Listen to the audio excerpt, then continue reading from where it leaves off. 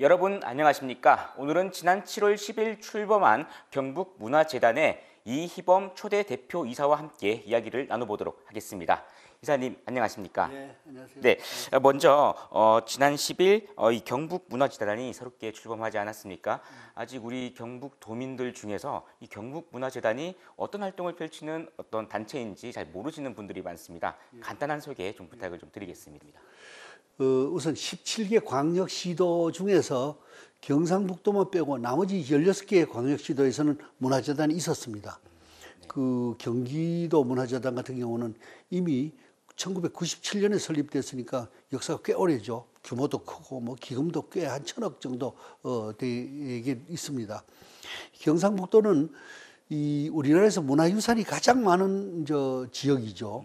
전국 사찰 중에서 171개 사찰이 있어가지고 전국 사찰 중에서 20%가 경상북도에 있고요. 그다음에 전국의 서원 중에서 21%가 경상북도에 있습니다. 문화유산이 상대적으로 또 종가 종택이 있고 문화유산이 상대적으로 많음에도 불구하고 문화재단이 없었죠. 이 막내로 출범했지만은 경북문화재단은 기본적으로는 우리나라에서 가장 많은 문화유산을 갖고 있는 경북문화유산을 계속 발전시키는 것이고 또 경상북도 안에는 문화예술인이 많습니다. 문화예술인들이 직업으로서 정말 안정되게 창작 활동을 할 수 있도록 여러 가지 지원을 하는 일. 그다음에 이제 23개 시군의 독창적인 문화유산을 서로 네트워킹하는 이런 임무를 수행하고 있습니다. 우리 또 경북문화재단에 대한 역할을 좀 말씀을 해주셨는데 그렇다면 지난 10일 출범 이후에 어떤 활동을 또 펼칠 계획이신지도 좀 궁금합니다. 우리 경북문화재단이 앞으로 나아가야 할 로드맵 좀 어떻게 설정하고 계신가요? 예, 우선 당장 올해 코로나19 사태로 뭐 사회 각 분야가 굉장히 어려움을 겪고 있지만은 가장 어려움을 겪고 있는 분야 중에 하나가 문화예술인입니다. 지금 뭐 공연 활동이 다 중단이 되고 대면 활동이 다 중단이 되다 보니까 여러 가지 어려움을 겪고 있죠. 그래서 우선 지난번에 도에서 10억 원을 받아가지고 문화예술인들의 여러 가지 그 창작 활동을 지원하는 사업을 했고요. 또 이번에는 정부하고 합동으로 한 35억 원의 예산을 받아가지고 719개의 문화 관련 예술인들 단체 또 문화예술인들을 지원하는 사업을 하고 있고요. 그다음에 문화예술인들이 우선 직업으로서 활동을 할 수 있도록 그 공연예술 문화예술인 협회하고 저희가 MO를 맺어가지고 문화예술인을 등록 업무를 하고 있습니다. 지금까지 그 경상북도에는 한 870명 정도가 등록이 돼 있는데 실제로는 경상북도에는 한 10,000명 이상의 문화예술인이 있는 걸로 봅니다. 그래서 올해 중에 한 3,000명 이상 문화예술인이 등록할 수 있도록 해서 여러 가지 직업으로서 여러 가지 활동을 할 수 있도록 이런 일을 우선 과제로 지금 하고 있습니다. 네. 그렇다면 우리 경북의 이 문화예술의 활성화 방안은 좀 어떻게 두고 계신가요? 이 경상북도는 앞서 얘기한 대로 소백산이라든가 동해안 또 낙동강 700리 굉장히 훌륭한 자연유산과 또 그 신라문화, 가야문화 등 또 유교문화 뭐 이런 그 문화적 유산을 가지고 있지 않습니까? 경상북도는 사실은 그 구미공단과 그 포항제철 등 뭐 산업화를 통해서 우리가 가장 최빈국이던 우리 대한민국을 지금 10위권 경제대국으로 이끄는 우리 선두 역할을 했지 않습니까? 이제는 문화 강국으로서 문화로서 대한민국 문화 강국 대한민국을 만들기 위해서 경북문화재단이 밑거름이 돼야 된다고 생각하고요. 우선 15개 과제를 저희가 선정을 해가지고 저희 직원들이 뭐 머리를 짜서 만든 과제를 선정해가지고 15개 과제를 집중적으로 추진해 나가고 있습니다. 네, 15대 과제는 좀 잠시 후에 제가 또 자세하게 좀 여쭤보기로 하고요. 조금 전 그 설립 배경에서 말씀을 좀 주셨습니다. 경북 지역 23개 시군의 문화예술 교류 방안 어떻게 좀 세우고 계신가요? 예, 우리 23개 시군은 각각 독창성과 다양성을 가지고 있습니다. 문화원이 또 있는 시군도 있고 또 없는 시군도 있고 그러나 독특한 문화, 또 종가 종택이라는 문화, 또 전통 사찰이라는 유네스코 문화유산이라는 문화를 가지고 있는 시군도 있고 또 그렇지 않은 시군도 있지 않습니까? 이런 시군을 좀 네트워킹을 하기는 하면서 이 경상북도 문화가 즉 대한민국 문화가 될 수 있다라는 차원에서 이 각 시군에 있는 문화 행사, 또 시군이라는데 행사가 많거든요. 이 행사를 서로 네트워킹을 하면서 시군이 갖고 있는 독창성, 다양성을 또 전체적으로 한국화하는 이런 작업을 저희가 해나갈 생각입니다. 네, 좀 많은 또 계획들을 세우고 계시는데 좀 서두에서 말씀을 해주셨지만 사실 지금 코로나19 사태로 인해서 이 많은 문화예술인들이 좀 어려움을 겪고 있습니다. 이 문화예술인을 위한 추진 사업도 따로 좀 준비가 되어 있을까요? 그렇습니다. 사실 문화예술인이 협회나 무슨 단체에 소속돼 있는 분들도 있고 소속되지 않고 이제 독자적으로 문화예술 창작 활동을 하는 분들도 있습니다. 문화예술 단체에 소속돼 있는 분들은 현재 경북에 한 112개 단체에 6,300명 정도가 소속돼 있는 걸로 파악이 됩니다만은 소속되지 않은 개인 문화예술인을 포함하면 10,000명이 넘는 걸로 되어 있습니다. 그런데 정작 문화예술인으로서 등록된 분은 870명 정도밖에 안 됩니다. 전국 전체 문화예술이 등록된 숫자의 1.2%밖에 안 됩니다. 우리 문화유산이 20%가 넘는 문화유산을 가지고 있으면서 1.2%라는 건 굉장히 작은 숫자죠. 그 중심이 없었기 때문입니다. 그래서 저희가 문화재단이 이제 설립되면서 문화예술인들을 등록하도록 열심히 노력을 해서 지금 한 1,200명 수준으로 늘어갔습니다만은 올 연말까지는 한 3,000명으로 늘리려고 그러고요. 문화예술인에 대해서 지금 지방정부 차원에서 고용보험제를 실시한다든가 또 예컨대 개인 활동을 하면 의료보험도 단체로서 직업으로서 의료보험도 혜택을 못 받는 또 금년 들어서 코로나 사태로 공연 활동을 못 하니까 여러 가지 지금 생계조차 어려운 분들이 많아졌습니다. 그래서 앞서 말씀드린 대로 경북도 또 문화체육관광부 등의 여러 가지 협력을 받아가지고 이런 개인 창작 활동을 하는 사람 또 어느 단체에 소속되어 있는 분들이 창작 활동을 코로나로 인해서 잃은 이렇게 소득을 보전할 수 있는 여러 가지 활동을 지금 하고 있습니다. 또 그렇다면 이렇게 많은 지원들 속에서 우리 경북의 어떤 문화예술이 또 크게 발전할 수 있을 것 같은 어떤 전망이 있는데 그렇다면은 이런 경북 중심의 문화 강국을 이끌어갈 수 있는 방법도 있을까요? 예, 그렇습니다.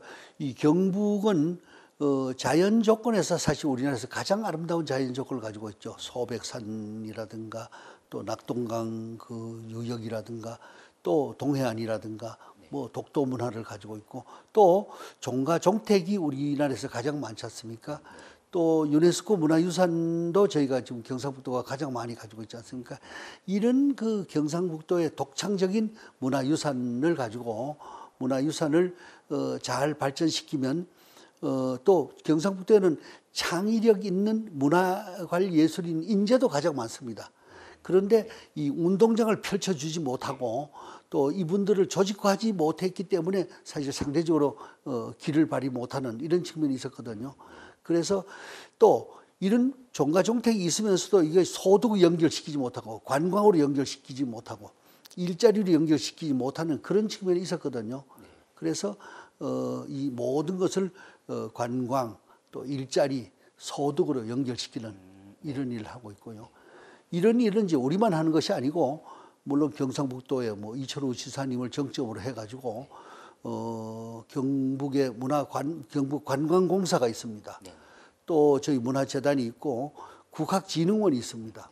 또 경주 엑스포가 있고요. 또 컨텐츠 진흥원이 있고 뭐 문화 관련 기관들이 많이 있습니다. 이 관련 기관들이 서로 힘을 합해가지고 문화를 일으키고 관광을 일으키고 소득을 일으키자. 가장 경북적인 것이 가장 세계적인 문화 콘텐츠를 만들자 이런 결의를 하고 있습니다. 네, 이사님 조금 전에 또 이제 15대 과제에 대해서 좀 말씀을 해주셨는데 좀 자세하게 좀 짚고 넘어가고 싶습니다. 좀 어떤 내용들이 있을까요?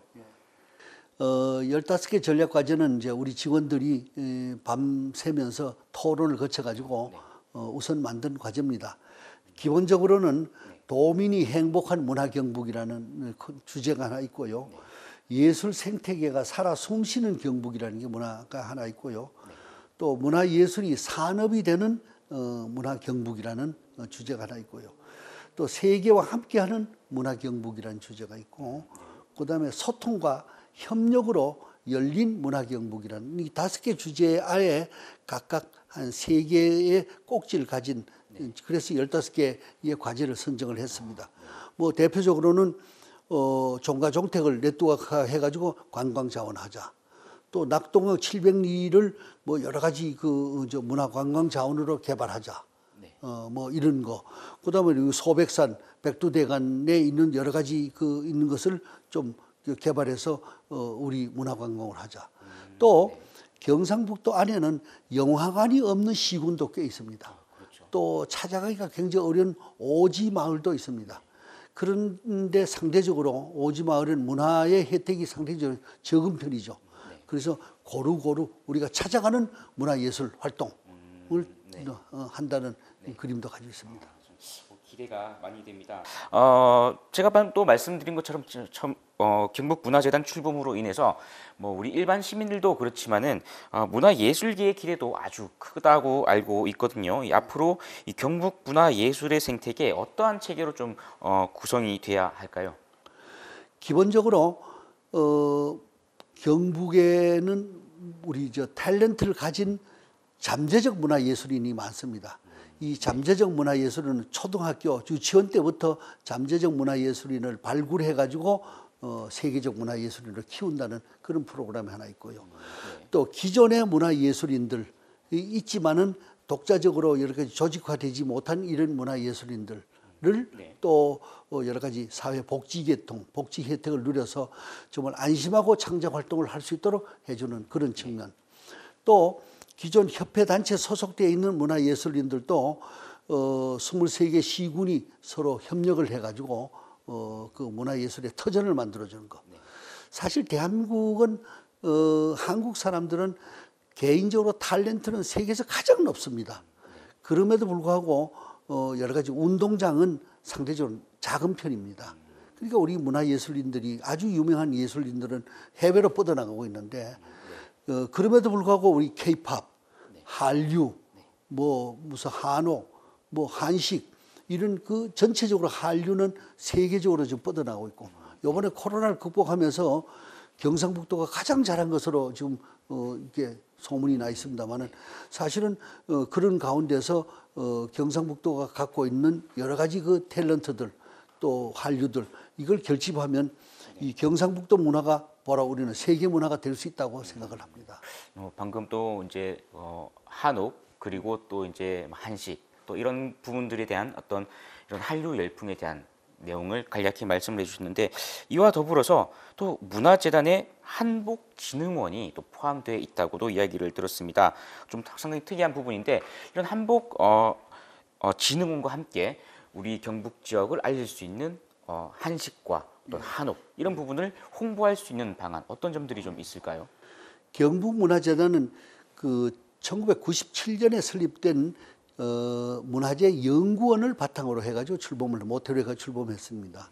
문화재 연구원은 이제 문화재를 발굴하는 것, 가야 문화, 신라 문화를 발굴하는 것에 중점을 두고 있었습니다만은 저희 경북문화재단 산하에 또 하나의 기구로 한복진흥원이라는 게 있습니다. 원래 한복진흥원은 상주에 설치가 돼 있고요. 건물은 이미 작년에 완공이 돼 있었습니다. 다만 이제 오퍼레이션에서 좀 출범을 아직 못하고 있었습니다만은 저희 재단이 흡수를 해가지고 올해 중에 한복 패션쇼를 할 생각입니다.